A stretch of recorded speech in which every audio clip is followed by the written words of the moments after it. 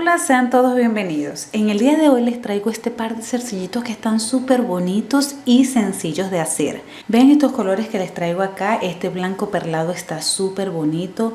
El plateado con dorado me gusta. Y fíjense esta escarchita, véanla acá, se ve súper bonita. Puedes escoger el color que tú quieras. Y pues bueno, vamos a empezar. Aquí te dejo la lista de materiales y herramientas.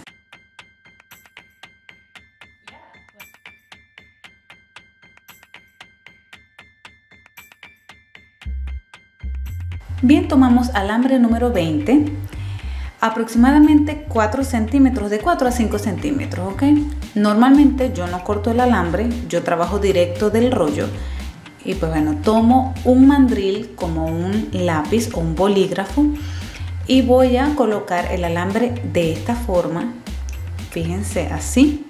Y voy a dejar un extremo que va a ser de aproximadamente centímetro y medio, que va a ser el pin.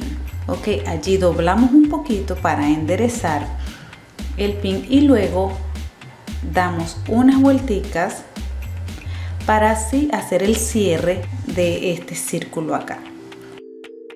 Una vez entorchado, hacemos un corte bien pegadito allí y luego vamos a esconder este extremo filoso que queda. Vamos a utilizar una pinza plana, la pinza con la que tú te sientas más cómoda para trabajar. Una vez hecho esto, ya tenemos lista la base de este zarcillo. Acá ya yo tengo la segunda base. Voy a tomar un esmalte para uñas, en esta oportunidad voy a tomar el plateado y voy a hacer que cubra este espacio, ¿ok? A mí normalmente me cuesta un poco, pero lo intento hasta que por fin lo logro. En el número infinito, después del infinito lo logro, pero no importa.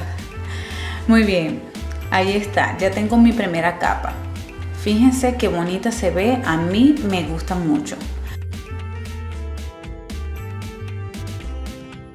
Muy bien, la voy a dejar secar y esto lo voy a repetir con el siguiente pin y le voy a dar 2 manos de pintura. Luego con algodón y removedor de esmalte envolvemos un extremo del palito de naranja y hacemos una limpieza en los bordes para que nos quede un trabajo prolijo y bonito. Muy bien, ha llegado el momento de presionar acá y darle la forma del pin.